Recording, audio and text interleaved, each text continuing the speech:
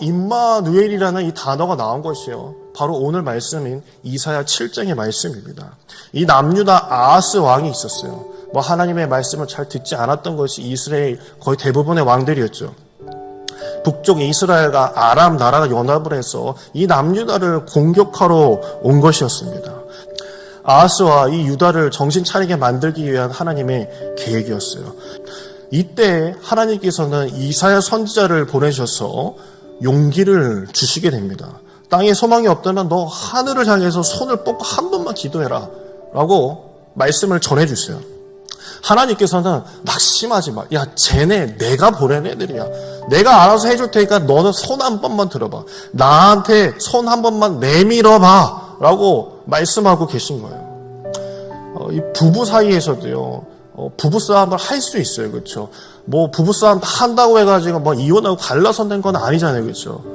이 칼로 물 뺀다라는 이야기를 많이들 해요.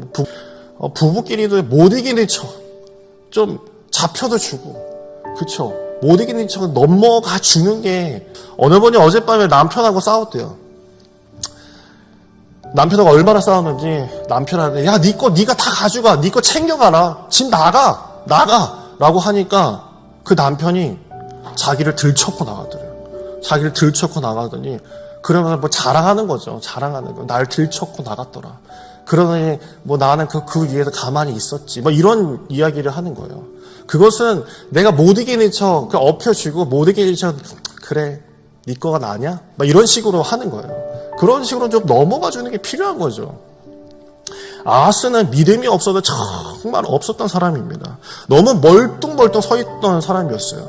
속 터지는 불이에요. 속 터지는 불이요. 7장 7절에 보면요, 주 여호와의 말씀이 그 일은 서지 못하며 이루어지지 못하리라. 이것은 아하스가 한 말입니다. 아유, 하나님, 그 일은 이루어지지 못해요. 안 됩니다 라고 이렇게 이야기하는 거예요. 하나님께서 100번 양보하시면서 믿음이 없다면 내가 믿음까지 다 심어줄 테니까 제발 한 번만 이렇게 해봐라. 한 번만 손을 한번 들어봐라 라고 이렇게 말씀을 하세요. 10절에 보면요, 또 말씀하여 이르시되라고 얘기합니다. 하나님께서 방법도 다 알려주셨는데도 나는 구하지 아니하겠나이다.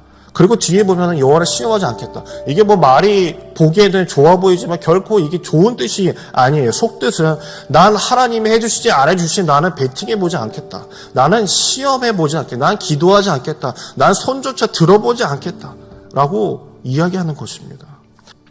하나님께서는 이 죽은 시체와 같은 유다를 향했어요. 끝까지 일반적인 해법을 전달해 주십니다. 아하스는 자기 하고 싶은 대로 다 하던 사람이었어요.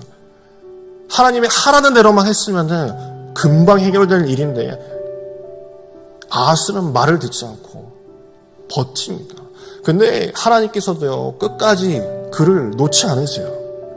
일방적인 해법을 주셨는데 그것이 바로 임마누엘입니다. 하지만 하나님은 왜 그렇게 끝까지 일방적인 해법, 임마누엘, 그리고 예수님까지 보내시면서 왜 우리에게 이렇게 말씀을 하시는 것일까요? 오래전에 TV 프로그램 중에요, 남편을 찾아주세요라는 프로그램이 하나 있었어요. 김영숙 씨라는 그 이름을 가진 이 교사분인데, 남편이 정신직체 장애를 가진 분이었어요. 그 정신직체 학교에서 교사 활동을 하시다가 그 남자분을 좋아하게 돼서 이 결혼을 한 거죠. 그런데 이 정상인과 이 정신지체를 가진 남자분과 가정을 이룰 때 그게 쉽지 않았을 거예요. 본인의 말로도 쉽지 않았다라고 이렇게 이야기를 하더라고요. 그런데 그 남편이 어느 날 오해를 한 일이 있었대요. 자기가 이제 정신지체 학교로 다시 취직을 하러 들어갔는데 그걸 오해를 해서 남편이 집을 나가버린 거예요. 그래서 온 사방을 헤매면서 전단지를 돌리면서 그 남편, 정신지체 장애를 가진 그 남편을 찾아서 막 돌아다니는 거예요. 그래서 그 기사에서 보니까 기자가 이렇게 묻더라고요. 남편을 도대체 왜 찾습니까? 그러자 그 김영숙 씨가 이렇게 이야기를 했어요. 그는 내가 아니면 아무것도 못해요. 내가 아니면 하루 세 끼도 먹지 못하는 사람입니다. 그렇게 답한 후에요, 그 여자분이 끝에 이렇게 이야기하시더라고요. 저는 그 사람을 사랑해요. 예전에는 그 사람이 나 없이는 아무것도 못할 거라고 생각했는데 이제는 내가 그 사람 없이는 못 살 것 같아. 그래서 내가 찾는 거예요. 자신의 전부가 되어버린 거예요. 저 사람은 나 없이는 안 돼 라고 생각했지만 이제는 내가 저 사람 없이는 안 된다라는 걸 깨닫게 된 거예요. 둘이 살아간다는데 어쩌겠어요. 그리고 하나님께서 날 사랑하신다는데 어쩌겠어요. 그 하나님이 십자가를 주시겠다는데 내가 어쩌겠어요. 그냥 내가 잡는 수밖에 없는 거 아니겠습니까? 그냥 못 이기는 척 받는 거예요. 주님, 하나님의 사랑이 그것입니까? 내가 죄인임에도 불구하고 나를 사랑하시는 것입니까? 누군가 우리 하나님을 가리켰어요. 사랑의 눈이 먼 주님이라고 표현할 수 있을 거예요. 바보 예수지, 그게 바보 예수예요.